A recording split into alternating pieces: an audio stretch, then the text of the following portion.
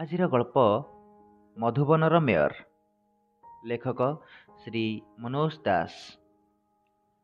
ଆକାଶ ଏଡ଼େ ନୀଳ, ନକ୍ଷତ୍ରମାନେ ଏଡ଼େ ଭାସ୍ୱର ଅଥଚ ଏଡ଼େ ଅନ୍ତରଙ୍ଗ। ଡଙ୍ଗାରେ ବସି ରହି ଏକଥା ଅନୁଭବ କରି ଦିବ୍ୟସିଂହ ବାବୁଙ୍କର ମନ ଶାନ୍ତ ହୋଇଆସିଲା। ମୁଣ୍ଡ ଭିତରୁ ଛାତି ଭିତରୁ ପୁଳା ପୁଳା ଯନ୍ତ୍ରଣା, ଉତ୍କଣ୍ଠା ଓ କ୍ଷୋଭ ଯେମିତି ତୁଳା ଭଳି ଉଡ଼ି ଚାଲିଯାଉଥିଲେ। ମନେ ହେଉଥିଲା ଅନ୍ଧକାର ଭିତରେ ସେଗୁଡ଼ିକ ମିଶି ଯାଉନଥିଲେ, ସେ ଯେମିତି ସେ ସବୁକୁ ଦେଖି ପାରୁଥାନ୍ତେ। ସମୟ କେତେ ହେଲାଣି? ସେ ଅଭ୍ୟାସବଶତଃ କଚଟିକୁ ଅନାଇଲେ। ସେ ଭୁଲି ଯାଇଥିଲେ ଯେ ଘଣ୍ଟାଟି ମଧ୍ୟ ସେ ଖୋଲିକରି ଟ୍ରାଉଜର୍ସ ପକେଟରେ ପୂରାଇ ଦେଇଥିଲେ। ଭୋର ହେବାକୁ ନିଶ୍ଚେ ବେଶୀ ବିଳମ୍ବ ନାହିଁ। ମଧୁବନ ନଗରର ଲୋକେ କ'ଣ ଭାବୁଥିବେ, କ'ଣ କଳ୍ପନା କରୁଥିବେ? ଦିବ୍ୟସିଂହ ବାବୁ ହସି ପକାଇଲେ। ବହୁ କ୍ରନ୍ଦନ ପରେ ସେ ହସ ବଡ଼ ମଧୁର, ବଡ଼ ଏକାନ୍ତ। ହସିଥିଲେ ସେ 12 ଘଣ୍ଟା ତଳେ ପୌରସଭା ବୈଠକରେ। କିନ୍ତୁ ଏ ହସ ସେ ହସ ଭିତରେ ଆକାଶ ପାତାଳ ପ୍ରଭେଦ। ଘଣ୍ଟା ଘଣ୍ଟା ବ୍ୟାପୀ ଅଶ୍ରୁପାତ ଭିତରେ ସେ ପୁରୁଣା ହସର ଅଭ୍ୟାସ ଧୋଇ ହୋଇଯାଇଛି। ଉତ୍ତର ପ୍ରୌଢ଼ ଜୀବନରେ ନ ହୋଇ ଏ ରାତିର ଅଭିଜ୍ଞତା 30 ବର୍ଷ ତଳେ ହୋଇଥାନ୍ତା ହେଲେ, ତାହେଲେ ହୁଏତ ଜୀବନବ୍ୟାପୀ ଅନ୍ୟ ସହ ଲଢ଼େଇ କରି ଜୋରଜାର ଗୌରବତାର ନୀତିରେ ସେ ଖ୍ୟାତନାମା ହୋଇନଥାନ୍ତେ। ହୁଏତ ସେ ମଧୁବନ ନଗରୀର ମେୟର ହୋଇଥାନ୍ତେ। କିନ୍ତୁ ଜୀବନଧାରା ହୋଇଥାନ୍ତା ଧୀମାନ ଓ ଶ୍ରୀମାନ। 12 ଘଣ୍ଟା ତଳେ ସେ ହସିଥିଲେ ଯେତେବେଳେ ବୃଦ୍ଧ ସୁଦର୍ଶନ ବାବୁ ବକ୍ତୃତା ଦେଉଁ ଦେଉଁ କାନ୍ଦି ପକାଇଥିଲେ। ଅବଶ୍ୟ ବଦନକୁ ରୁମାଲରେ ଆବୃତ ରଖି ସେ ହସିଥିଲେ। ଆଉ ସେ ବିସ୍ମିତ ବି ହେଉଥିଲେ। ସୁଦର୍ଶନ ବାବୁଙ୍କ ମୁଣ୍ଡ କ'ଣ ସାମାନ୍ୟ ବିକଳ ହେଲାଣି? ତାଙ୍କ ଭଳି ଜଣେ ଅବସରପ୍ରାପ୍ତ ପ୍ରବୀଣ ଅଧ୍ୟାପକ ଏହି କଥାରେ କାନ୍ଦି ପକାଇବେ ନହେଲେ। ଅବଶ୍ୟ ମେୟର ନିର୍ବାଚନରେ ଦିବ୍ୟସିଂହ ବାବୁଙ୍କ ପାଖରେ ତାଙ୍କର ପରାଜୟ ତାଙ୍କୁ ବହୁତ ମର୍ମାହତ କରିଥିଲା। ଏକଦା ଦିବ୍ୟସିଂହ ବାବୁ ତାଙ୍କର ଛାତ୍ର ଥିଲେ। ବୃଦ୍ଧଙ୍କ ବେଦନାରେ ହୁଏତ ସେଇଟା ବିଶେଷ ହେତୁ। ଯଦିଓ ଦିବ୍ୟସିଂହ ବାବୁ ଜଣେ ଦୁଇଜଣ ସହୃଦଙ୍କ ଜରିଆରେ ଏକାଧିକ ବାର ଏଇ ବଚନ ଦ୍ୱାରା ତାଙ୍କ ସନ୍ତାପ ପ୍ରଶମିତ କରିବାକୁ ଚେଷ୍ଟା କରିଛନ୍ତି ଯେ ପୁତ୍ରଠାରେ ପିତାର ପରାଜୟ, ଶିଷ୍ୟଠାରୁ ଗୁରୁର ପରାଜୟ ହିଁ ନାମାନ୍ତର ମାତ୍ର। ସୁଦର୍ଶନ ବାବୁ ରୋକଠୋକ ଜବାବ ଦେଇଛନ୍ତି, ସେ ମହାନ ବାଣୀ ବିଦ୍ୟା ବା ଜ୍ଞାନରେ ବିଜୟ ପରାଜୟ ପ୍ରତି ପ୍ରଯୁଜ୍ୟ। ଲାଞ୍ଚ ମିଛ ଧପ୍ପାବାଜି ଅଧିଷ୍ଠିତ ନିର୍ବାଚନରେ ବିଜୟ ପରାଜୟ ପ୍ରତି ତାର ପ୍ରୟୋଗ ମୂଢ଼ତା। ସୁଦର୍ଶନ ବାବୁ ପୌରସଭା ବୈଠକରେ ଗତକାଲି ଯେଉଁ ବିଷୟରେ ଭାଷଣ ଦେଉଥିଲେ, ତାହା ସେତେବେଳେ ଦିବ୍ୟସିଂହ ବାବୁଙ୍କୁ ବଡ଼ ବିଚିତ୍ର ମନେ ହେଉଥିଲା। ସୁଦର୍ଶନ ବାବୁ ସହର ଭିତରେ ଗୋରୁଗାଈଙ୍କ ଉତ୍ପାତ କଥା କହୁଥିଲେ ଏପରି ଭାଷାରେ ଯେ ଯେମିତି ସେ ମଧୁବନ ନଗରୀ ଉପରେ ନାଜି ଆକ୍ରମଣର ବର୍ଣ୍ଣନା ଦେଉଥିଲେ। ବିଶେଷତଃ ଗୋଟିଏ ନିର୍ଦ୍ଦିଷ୍ଟ ଗାଈ, ଯିଏକି ସମ୍ପ୍ରତି ପ୍ରସିଦ୍ଧ ହୋଇଉଠିଥିଲା, ତାହାରି ଉପଦ୍ରବ ସମ୍ପର୍କରେ ଅଭିଯୋଗ କଲାବେଳେ ସୁଦର୍ଶନ ବାବୁ କାନ୍ଦି ପକାଇଥିଲେ। ଗାଈଟି କେବଳ ଯେ ଚୋରି କରିବାରେ ଧୁରନ୍ଧର ଥିଲା ତା ନୁହେଁ, ତାର ଭାଷାଜ୍ଞାନ ଏତେ ତୀବ୍ର ଥିଲା ଯେ ତା ଶ୍ରୁତିରେ ତାକୁ ଚୋରଣୀ ବୋଲି କହିଲେ ଆଉ ରକ୍ଷା ନଥିଲା। ଚୋ କହିବାକୁ ସେ ଅତନା ଆଖିରେ ଶିଙ୍ଗ ବାଗେଇ ଅନାଇବ। ଶବ୍ଦଟି ଶେଷ କରିବା ମାତ୍ରେ ସେ ଆକ୍ରମଣ କରିବ। ସୁଦର୍ଶନ ବାବୁଙ୍କର ଅଲିଅଳି ନାତୁଣୀଟିଏର ବିଏ ପରୀକ୍ଷା ଚାଲିଥାଏ। ଝିଅଟି ମନସ୍ତତ୍ତ୍ୱ ଅନର୍ସ କ୍ଲାସରେ ଅଧ୍ୟାପିକା ମୁଖ ନିଃସୃତ ସମସ୍ତ ବାଣୀ ତଥା ପ୍ରାକ୍ଟିକାଲ ପାଠ ଯୋଡ଼ିଏ ନୋଟବୁକରେ ସଞ୍ଚିତ ରଖିଥିଲା। 2 ପ୍ରହରରେ ବାରନ୍ଦାରେ ସେ ଟିକିଏ ନିଦରେ ଶୋଇପଡ଼ିଥିଲା। ଖଣ୍ଡିଏ ଖାତା ସହ ତାର ମଲାଟ ବି ସମ୍ପୂର୍ଣ୍ଣ ନିଶ୍ଚିହ୍ନ। ଅନ୍ୟଟିର ଅର୍ଦ୍ଧଭୁକ୍ତ ମଲାଟ ଖଣ୍ଡିକ ମାତ୍ର ଲନ୍ ଭିତରୁ ଉଦ୍ଧାର କରାଯାଇ ପାରିଥିଲା। ନାତୁଣୀର ଟ୍ରାଜେଡିରେ ଅଭିଭୂତ ସୁଦର୍ଶନ ବାବୁ ସେଦିନ ପୌରସଭା ବୈଠକରେ କାନ୍ଦି ପକାଇଥିଲେ। କାଳେ ସୁଦର୍ଶନ ବାବୁ ତାଙ୍କ ହସକୁ ଲକ୍ଷ୍ୟ କରିଥିବେ ଓ ଦୁଃଖିତ ହୋଇଥିବେ, ଏଇଆ ଭାବି କଥାଟାକୁ ସ୍ପଷ୍ଟ କରିଦେବା ପାଇଁ ଦିବ୍ୟସିଂହ ବାବୁ ବୈଠକ ପରେ ପରେ ବୃଦ୍ଧଙ୍କ ପାଖକୁ ଯାଇ କହିଥିଲେ, ସାର୍, କିଛି ମନେ କରିବେ ନାହିଁ, ଆପଣଙ୍କ କ୍ଷୋଭ ଟିକିଏ ମାତ୍ରାଧିକ ହୋଇଯାଉଛି। ସୁଦର୍ଶନ ବାବୁ ତୀବ୍ର ଦୃଷ୍ଟିରେ ଅନାଇ କହିଲେ, କିପରି? ଦିବ୍ୟସିଂହ କହିଲେ, ସାର୍, ଗାଈ ଯୁଗେ ଯୁଗେ ପଶୁ। ସୁଦର୍ଶନ ବାବୁ କହିଲେ, ମୁଁ ସେ ବିଷୟରେ କିଛି ସଂଶୟ ପ୍ରକାଶ କରିବାର ମୋର ମନେ ନାହିଁ। ମୋର ପ୍ରଶ୍ନ, ଏଇ ଯୁଗ ଯୁଗର ପଶୁ କବଳରୁ ଚୋବାଇ ଖାଇଯିବା ଏମିତି ଗୋଟିଏ ଟ୍ରାଜେଡି ନୁହେଁ? ସୁଦର୍ଶନ ବାବୁ କିଛି ସମୟ ହତବାକ୍ ରହି କହିଲେ, କ'ଣ ହେଲା? ପିଲାଟାର 2 ବର୍ଷର ସଞ୍ଚିତ ନୋଟ, ପୁଣି ଆଉ କିଛି ନୁହେଁ, ମନସ୍ତତ୍ୱ। ଦିନ 2 ପହରରେ ଏଡ଼େ ବଡ଼ ପୁଲକିତ ପୌରସଭା ଥିବା ସହରରେ ଆଖି ପଲକରେ ସାମାନ୍ୟ ଗାଈଟାଏ ଚୋବାଇ ଖାଇଯିବ, ଏଇଟା ଟ୍ରାଜେଡି ନୁହେଁ? ଦିବ୍ୟସିଂହ ପୁଣି ହସି ପକାଇଲେ। ସୁଦର୍ଶନ ବାବୁ ଦୀର୍ଘ ନିଶ୍ୱାସ ଛାଡ଼ି କହିଲେ, ତମେ ବୁଝିବ ନାହିଁ ଦିବ୍ୟସିଂହ, ବୁଝିବ ନାହିଁ। ଏ ଘଟଣା ଉପରେ ମୁଁ ଯେତିକି ଚିନ୍ତା କରୁଛି, ନିଜକୁ ସେତିକି ଅଧିକରୁ ଅଧିକ ଅସହାୟ ମଣୁଛି। ଆଇନ କାନୁନ, ସରକାର ସବୁକିଛି ସତ୍ତ୍ୱେ, ଏପରିକି ଖାତା 2 ଖଣ୍ଡ ପାଇଁ ଯଦି ପର୍ଯ୍ୟାପ୍ତ କ୍ଷତିପୂରଣ ବ୍ୟବସ୍ଥା ଥାଆନ୍ତା, ତାହା ସତ୍ତ୍ୱେ ମଣିଷ କେଡ଼େ ଅସହାୟ, ହାୟ, କେଡ଼େ ଅସହାୟ। ଦିବ୍ୟସିଂହ କହିଲେ, ନାଇଁ ସାର୍, ଯେତେ ଅସହାୟ ବୋଲି ଆପଣ ଭାବୁଛନ୍ତି ସେତେ ନୁହେଁ ପରା, ହା ହା। ସୁଦର୍ଶନ ବାବୁ ଅଧିକ ଯୁକ୍ତି କରିବାକୁ ବହୁତ ଛଟପଟ ହେଉଥିଲେ। ସୁଯୋଗ ନ ପାଇ ସୁଦର୍ଶନ ବାବୁଙ୍କୁ କେବଳ ଟିକିଏ ଚିଡ଼େଇ ଦେଇ ଛାଡ଼ିବା ପାଇଁ ପାଟି କରି ହସି ଉଠିଲେ। ହୃଦୟର ଜ୍ୱାଳା ରହିଗଲା। କିନ୍ତୁ ତଥାକଥିତ ଟ୍ରାଜେଡିକୁ ନେଇ ବୃଦ୍ଧ ଅଧ୍ୟାପକଙ୍କ ଜିଦ୍ ଯୋଗୁଁ। ବାସ୍ତବିକ ଦିବ୍ୟସିଂହଙ୍କ ପକ୍ଷରେ 12 ଘଣ୍ଟା ତଳେ ସୁଦର୍ଶନଙ୍କ ବକ୍ତବ୍ୟ ହୃଦୟଙ୍ଗମ କରିବା ସମ୍ଭବପର ନଥିଲା। ବୁଦ୍ଧି କୌଶଳ ପ୍ରୟୋଗ କରି କାର୍ଯ୍ୟ କାରଣ ମାର୍ଗରେ ଜୀବନଯାକ ସେ ସାଫଲ୍ୟ ଅର୍ଜନ କରିଆସିଛନ୍ତି। ହିସାବରେ ଭୁଲ ହୋଇ ସେ ସୁଧାରି ନେଇପାରିଛନ୍ତି। ଅସହାୟ? ନା, ନିଜକୁ କେବେହେଲେ ସେ ଅସହାୟ ମଣି ନଥିଲେ। ମନୋବଳ, ଧନବଳ ଓ ଜନବଳ ସମ୍ଭୂତ ସାହସ ଓ ସହାୟତାରେ ସେ କେବେ ଅଭାବ ଅନୁଭବ କରିନାହାନ୍ତି। ଭୋର ହୋଇଆସୁଛି। ସୂର୍ଯ୍ୟାସ୍ତ ଓ ସୂର୍ଯ୍ୟୋଦୟ କାଳୀନ ଏମିତି ଶୀତଳ ମୁହୂର୍ତ୍ତଗୁଡ଼ିକ କେଡ଼େ ମଧୁର ସତେ! ଦିବ୍ୟସିଂହ ଉପରେ ସଳଖି ବସିଲେ ଓ ଗଭୀରତର ଭାବରେ ନିଶ୍ୱାସ ନେଲେ। କାଲି ଗୋଧୂଳି ବେଳେ ବି ଏମିତି ଗଭୀର ନିଶ୍ୱାସ ନେବାର ଲୋଭରେ ସେ ନଈକୂଳକୁ ଚାଲି ଆସିଥିଲେ। ପୌରସଭା ବୈଠକ ପରଠାରୁ ସେ ଛାତି ଭିତରେ ବଡ଼ ଯନ୍ତ୍ରଣା ଅନୁଭବ କରୁଥିଲେ। ଏକ ଜାତୀୟ ଯନ୍ତ୍ରଣା ଅନୁଭବ କରୁଥିଲେ, ଏକ ଜାତୀୟ ଦହନର ଯନ୍ତ୍ରଣା। ନିର୍ଜନ ନଈକୂଳ। କାରରୁ ଓହ୍ଲାଇ ପଡ଼ି ସେ ପାଣି ପାଖକୁ ଆସିଥିଲେ କାହିଁକି କେଜାଣି? ନଈର ସ୍ୱଚ୍ଛତା ଭିତରେ ପଶିଯିବା ପାଇଁ, ତାର ମନ୍ଥର ସ୍ରୋତର ମୃଦୁ ଠେଲା ଅନୁଭବ କରିବା ପାଇଁ ହଠାତ୍ ତାଙ୍କର ବହୁବର୍ଷର ବାଥରୁମ୍ ଅଭ୍ୟସ୍ତ ଦେହ ଅସ୍ଥିର ହୋଇଉଠିଥିଲା। ସହରର ନଦୀକୂଳ ଭ୍ରମଣ ବିଳାସୀଙ୍କ ପାଇଁ ଅନ୍ୟ ସ୍ଥାନମାନ ରହିଛି। ଏଇଟା ଅପନ୍ତରା ଅଞ୍ଚଳ, କେହି କେଉଁଠି ନାହାନ୍ତି।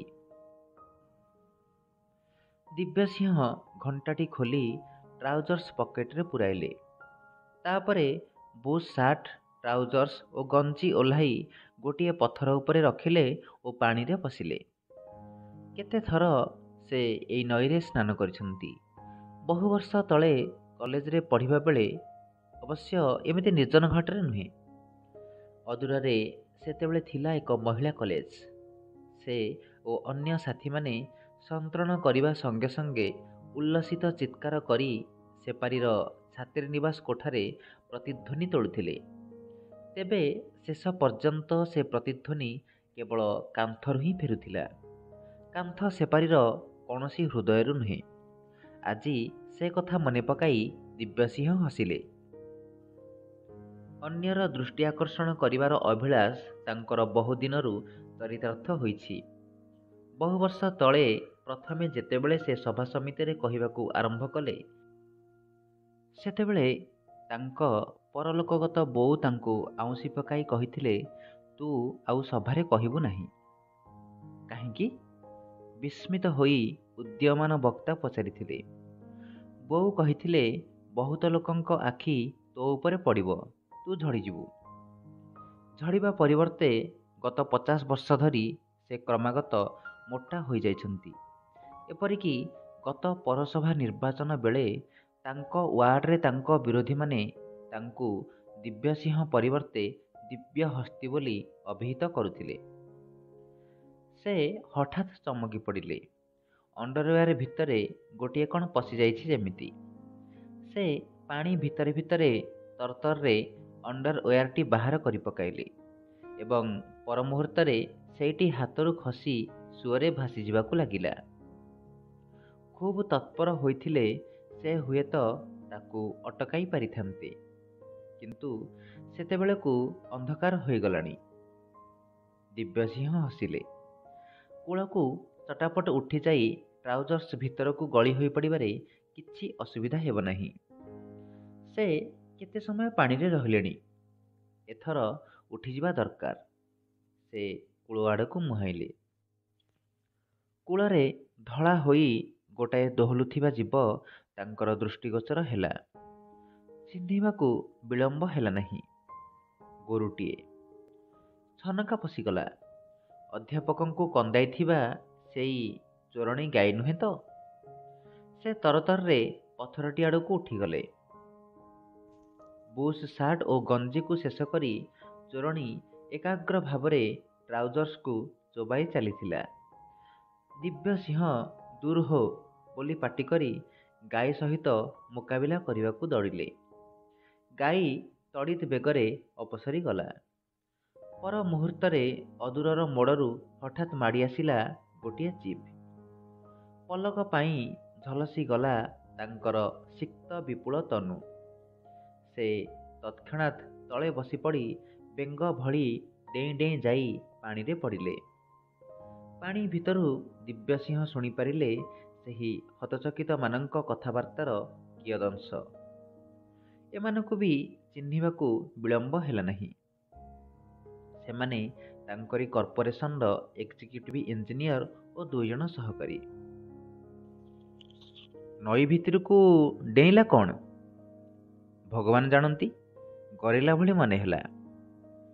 ମଧୁବନରେ ଗରିଲା କେବେଠୁ ବସବାସ ଆରମ୍ଭ କଲେଣି? ଭଗବାନ ଜାଣନ୍ତି। ମୁଣ୍ଡଗଣ୍ଡିର ଆକୃତି ମଣିଷ ଭଳି ମନେ ହେଲା। ଅଥଚ କିଛି ଗୋଟାଏ ଜନ୍ତୁ ଜାନୁଆର ନିଶ୍ଚୟ। ଆଚ୍ଛା, ତୁଷାର ମାନବ ଫାନବ ନୁହେଁ ତ?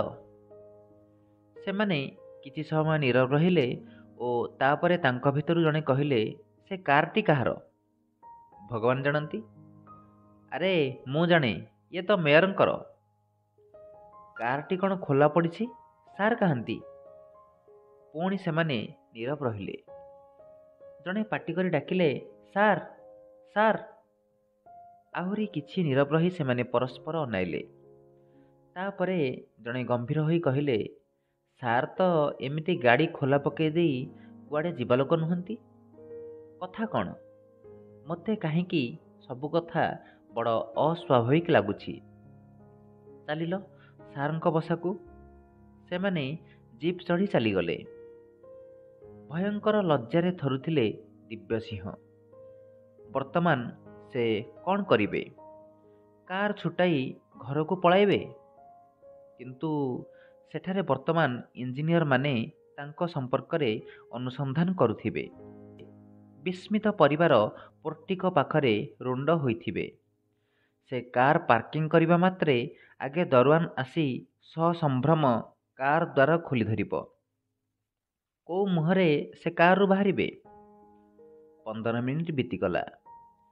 ସ୍ରୋତରେ ଠେଲି ହୋଇ ଧୀରେ ଧୀରେ ସେ ଆଗକୁ ଆଗକୁ ଚାଲି ଯାଉଥିଲେ। ସେଇଟା ଅପେକ୍ଷାକୃତ ନିରାପଦ। ଆହା, କେହି ଜଣେ ଅନ୍ତରଙ୍ଗ ବନ୍ଧୁ ଏତିକି ବେଳେ ନଈକୂଳକୁ ହେଲେ ବୁଲି ଆସନ୍ତା।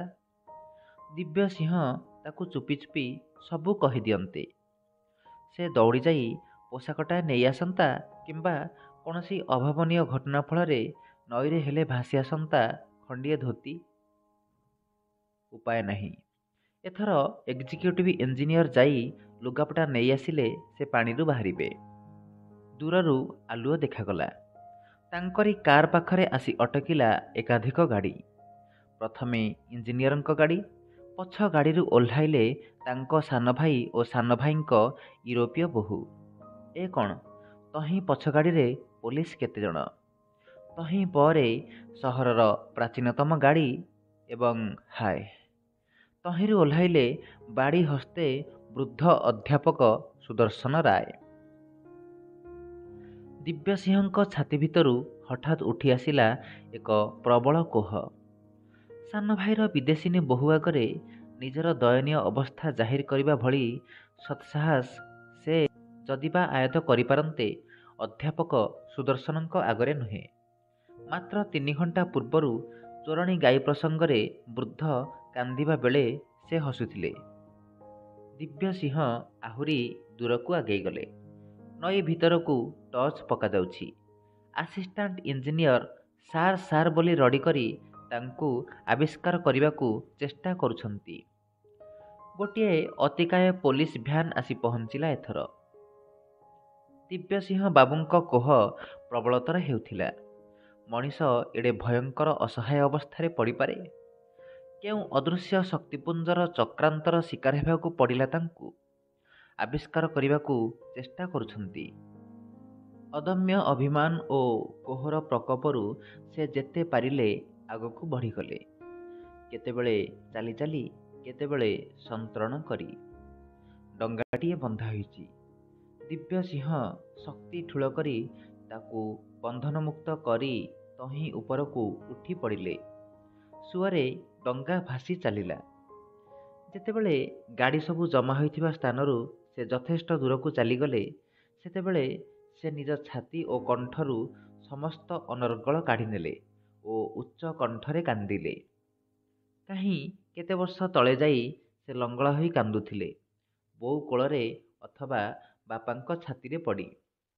ତାପରେ କେତେ କାଳ ସେ କାନ୍ଦି ନାହାନ୍ତି ସତେ? କାହା ଆଗରେ କାନ୍ଦିଥାନ୍ତେ? ବଡ଼ ହେବା ପରେ ସମସ୍ତେ ତାଙ୍କୁ ଏକ ଅନୁଷ୍ଠାନ ଭାବରେ ଦେଖିଛନ୍ତି। ବାପା, ମା, ସ୍ତ୍ରୀ, ଭାଇ ଭଉଣୀ ସମସ୍ତେ। ମୁହୂର୍ତ୍ତକର ଓଲଟପାଲଟ ପରେ ସେ ହୃଦୟଙ୍ଗମ କଲେ ସେ କେଡ଼େ ନିଃସଙ୍ଗ। ଡଙ୍ଗା ଭାସି ଚାଲିଥିଲା। ଅଣ ଓସାରିଆ ନଈରେ କେତେବେଳେ କୂଳରେ ଆସି ବାଡ଼େଇ ହେଉଥିଲା ଓ ପୁଣି ଖସି ଚାଲି ଯାଉଥିଲା। ଦୁଇ ତଟରେ ଶୂନ୍ୟ ବିଲ ବାଡ଼ି, ଉପରେ ଆକାଶ, ସେଇ ସୁଦୂର ସ୍ମୃତିର ବଉର କୂଳ ଭଳି ଏଇ ନଈ। ଆଉ ବାପାଙ୍କର ଛାତି ଉଦାର ଏଇ ନିଃସୀମ ଆକାଶ। ଆଜି ଯଦି ସେ ନ କାନ୍ଦିବେ ଆଉ କେବେ କାନ୍ଦିବେ? ବହୁ ସମୟ ପରେ କେତେବେଳେ ଟିକିଏ ତନ୍ଦ୍ରା ଆସିଯାଇଥିଲା। ସ୍ୱପ୍ନ ଦେଖିଥିଲେ ଛୋଟ ପକ୍ଷୀଟିଏ ଡେଣା ପିଟି ପିଟି ମାଳମାଳ ମେଘ ଆଡ଼େଇ ଆଡ଼େଇ ଆଗକୁ ଉଡ଼ି ଚାଲିଛି। ଶେଷ ପ୍ରହରରେ ତନ୍ଦ୍ରା ତୁଟି ଯାଇଥିଲା। ଡଙ୍ଗାଟି ଗୋଟିଏ ସ୍ଥାନରେ ଅଟକି ରହିଥିଲା। ସେ ତଳକୁ ଓହ୍ଲାଇ ତାକୁ ଠେଲି ଦେଇ ପୁଣି ସେଥିରେ ଉଠି ବସିଲେ। ସେତିକି ବେଳେ ଧୀରେ ଧୀରେ ମନ ହାଲୁକା ହେବାକୁ ଆରମ୍ଭ କରିଥିଲା। ଡଙ୍ଗା ପୁଣି ଅଟକିଲା ଆଉ ଏକ ସ୍ଥାନରେ। ଭୋର ହେଲାଣି। କୂଳରେ ଗୋଟାଏ ବୁଦା ମୂଳରେ ଝିଅଟିଏ ଛିଡ଼ା ହୋଇଛି। ମୁଣ୍ଡ ତୋଳି ଦିବ୍ୟସିଂହ ଝିଅକୁ କହିଲେ, ଝିଅ, ମୋର ଲୁଗା ନାହିଁ, ମୋତେ ପିନ୍ଧିବାକୁ କିଛି ଗୋଟାଏ ଦେଇପାରିବୁ? ଝିଅଟିର ମୁହଁରେ କୌତୂହଳ ଓ ଦୟା ଉକୁଟି ଉଠିଲା। ନଉନୁ, ସେ କହିଲା ଓ ଚଟାପଟ ତା ଟିକି ଦେହରୁ ମଇଳା ଫ୍ରକ୍ଟି ବାହାର କରିନେଇ ଡଙ୍ଗା ଭିତରକୁ ଫିଙ୍ଗିଦେଲା। ନେ, ଧର। ଦିବ୍ୟସିଂହ ଫ୍ରକ୍ଟିରେ ଚୁମା ଦେଲେ। ମନେ ହେଲା ସତରେ ସେଇଟା ପିନ୍ଧି ପାରନ୍ତେ କି? ତାପରେ ସେ କହିଲେ, ଏଇଟା ତ ହେବ ନାହିଁ ଝିଅ, ମୁଁ ବଡ଼ ମଣିଷ। ଓ, ତୁ ବଡ଼ ମଣିଷ? ବାପା ଭଳି। ରହ। ଝିଅଟି ଦୌଡ଼ି ଚାଲିଗଲା। 2 ମିନିଟ୍ ପରେ ସେ ପୁନର୍ବାର ଆବିର୍ଭୂତା ହେଲା ଖଣ୍ଡିଏ ଗାମୁଛା ଧରି। ହେଇଟି ବଡ଼ ମଣିଷ, ନେ ଧର। ଗଭୀର ପରିତୃପ୍ତି ସହ ଦିବ୍ୟସିଂହ ଗାମୁଛାଟି ପିନ୍ଧି ଡଙ୍ଗାରୁ ଓହ୍ଲାଇ ବୁଦା ଡାଳଟିମାନ ଟାଣି ଧରି ଧରି କୂଳକୁ ଉଠିଲେ। ଝିଅକୁ ଅନୁସରଣ କରି ସେଠାରେ ପହଞ୍ଚିଥିଲା ତାର ବିସ୍ମିତ ବାପା। ଦିବ୍ୟସିଂହ ନିଃସଙ୍କୋଚରେ ନିଜ ପରିଚୟ ଦେଲେ ଓ ସେମାନଙ୍କର କୁଟୀରକୁ ଗଲେ। ବିଡ଼ି ଟାଣୁ ଟାଣୁ ଯାହା ଯାହା ଘଟିଥିଲା ସବୁ କହିଲେ। ଅଭିଭୂତ ଧୀବର ଗାଈ ଲୁଗାପଟା ଚୋବାଇ ଦେବା ପର୍ଯ୍ୟନ୍ତ ବୁଝିଲା ଓ ସହାନୁଭୂତିରେ ଚୁ ଚୁ କଲା। ସେହି ରାସ୍ତାରେ ସହରକୁ ଯାତ୍ରୀବାହୀ ବସ୍ ଯାଏ। ଘଣ୍ଟାଏ ପରେ ଧୀବର ପଢ଼ୁଥିଲେ ମେୟରଙ୍କ ରହସ୍ୟଜନକ ଅନ୍ତର୍ଦ୍ଧାନ। ପ୍ରଥମ ପୃଷ୍ଠାବ୍ୟାପୀ ପରିବେଶିତ ହୋଇଥିଲା ନାନାଦି ସମ୍ଭାବନାର ସମ୍ବାଦ। ହରଣଚାଳ, ହତ୍ୟା, ଆତ୍ମହତ୍ୟା, ନାନାଦି ଷଡ଼ଯନ୍ତ୍ର ସମ୍ପର୍କୀୟ କଳ୍ପନା ଜଳ୍ପନା। ଏକ ଦିଗରେ ଗୋଟିଏ ବିଚିତ୍ର ଜୀବର ନଈରେ ଲମ୍ଫ ପ୍ରଦାନ ଓ ଅନ୍ୟ ଦିଗରେ ମେୟରଙ୍କ ଟ୍ରାଉଜର୍ସର ବେଲ୍ଟ ଓ ଚର୍ବିତ କିୟଦଂଶର ଉଦ୍ଧାର। ଏ ଦୁଇ ଘଟଣା ଅବସ୍ଥାକୁ ଜଟିଳ କରି ତୋଳିଥିଲା। ବିଶେଷ ସମ୍ବାଦଦାତାଙ୍କ ଆଗରେ ଅବସରପ୍ରାପ୍ତ ଅଧ୍ୟାପକ କାଉନସିଲର ସୁଦର୍ଶନ ରାୟ ଏକ ବିବୃତ୍ତି ଦେଇ କହିଥିଲେ ଯେ ତାଙ୍କର ବିଶ୍ୱାସ ଗତକାଲି ପୌରସଭାର ଆଲୋଚନାରେ ଉତ୍ତ୍ୟକ୍ତ ହୋଇ ମେୟର କୁଖ୍ୟାତ ଚୋରଣୀ ଗାଈକୁ ଚ୍ୟାଲେଞ୍ଜ କରିଥିଲେ ଓ ଗାଈ ସମ୍ପୂର୍ଣ୍ଣ ମେୟରଙ୍କୁ ଚୋବାଇ ଖାଇଦେଇଛି। ଅନ୍ତଃପର ବୃଦ୍ଧ ଅଧ୍ୟାପକ କାନ୍ଦି କାନ୍ଦି ଗାଈଟିକୁ ତୁରନ୍ତ ଗିରଫ କରିବା ପାଇଁ ଦାବି କରିଥିଲେ। ଗାଈଟିକୁ ତତ୍ପରତା ସହ ପୋଲିସ ଓ କର୍ପୋରେସନ କର୍ମଚାରୀମାନେ ଖୋଜୁଛନ୍ତି ବୋଲି ସମ୍ବାଦଦାତା ଜଣାଇଥିଲେ।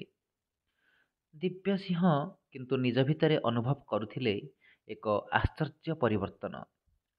କାହାରି ପାଖରେ କୌଣସି କୈଫିୟତ ଦେବାରେ ତାଙ୍କର ଉତ୍କଣ୍ଠା ନଥିଲା। କେବଳ ଥରେ ଅଧ୍ୟାପକ ସୁଦର୍ଶନ ରାୟଙ୍କ ପାଖକୁ ଯାଇ ଏତକ କହି ପକାଇବା ପାଇଁ ସେ ତାଗିଦା ଅନୁଭବ କରୁଥିଲେ। ସାର୍,